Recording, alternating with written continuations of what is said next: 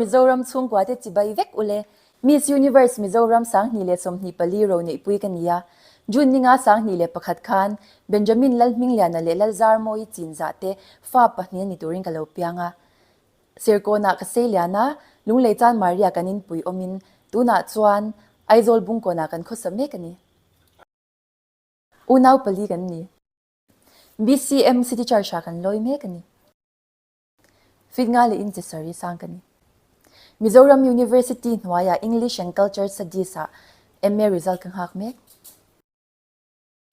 If tomorrow comes by Sydney Sheldon Katleirol chwatir khan zain maliki ka du theilu tuka amanga duhi ka nele tolo Mai kan alu le arsa So will I by Hillsong Worship Pathian fakle choi moina huna han ka thamuang shin emema nom ka ti ber bokani Sydney Sheldon hi ka du ber ni le khabut char hi nom ka ti emema chuba ka chuanin zin thoven te hi nom ka ti lebok single Pathian chi mi ni nge se ka du'a tai ma le ni invong tak ni bok se ka du ni ai nga postu ni sala Miss Roneihpuii hi kan na se vok ngai lo wa chim lam mi ni ti te BCM lamani thu te kan sia alo mong khop mai yang mi zo nula ka pian nal kan han nei sim te po hi anh chuan om ve ni mel hian bel chian hi dol khop pareu mai hei te ti la kini ai na sang deng aki pakoy chi pachir su shelo mai la ya top 23 an hanin an theng ha sim te kha alom ma zote akan niam chelo ni tina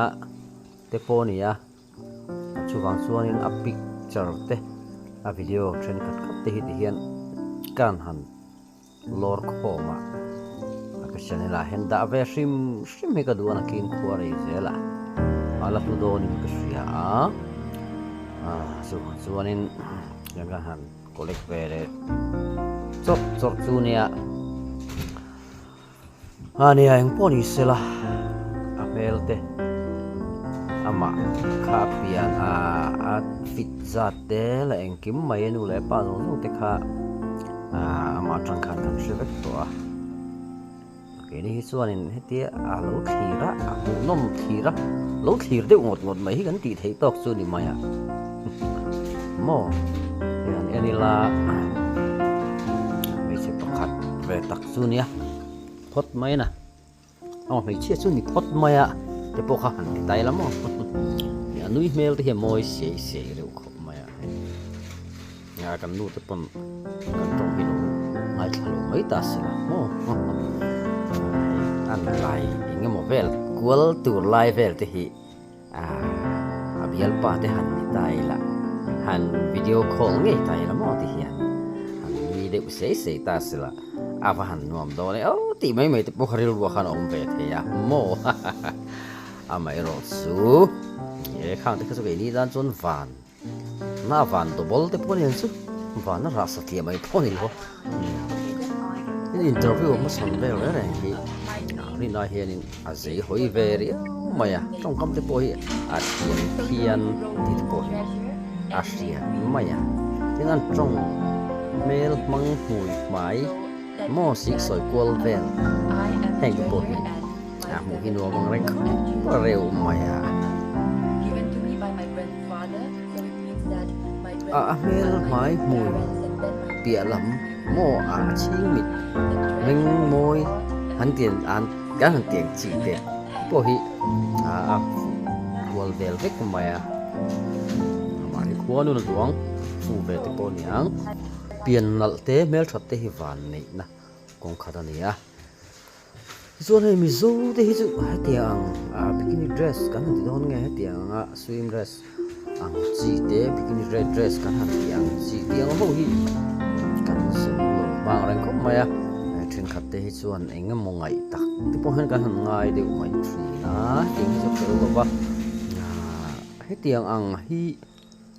heng zo te heng ang 6 te pawh hianin kan la niam ang reng viwa san viu na nei mela niam viu na hi kan la nei na chu heng ang kanin thuam na te pawh hi ni a mi in pol engemaw mai mai bi thla nam kan ni na te pawh kha heng ang kan in thuam na ngeri swim dress kan han ti te bikini te ang chi kan Roneihpuii, 23 years old, your first Miss Universe Mizoram. I hold a master's degree in English and Culture Studies, and I am an avid reader. I am a passionate advocate for education of displaced people who I have empathy for. I also do digital marketing to support myself.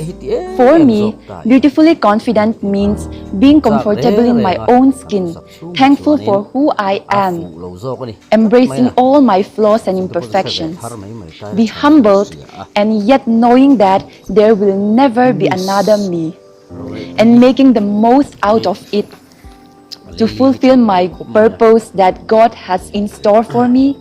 and do it wholeheartedly. Engemaw tak chula ni zelang ama khuwa hianin thil tam tak future bright kan ti te pawh neng chu ala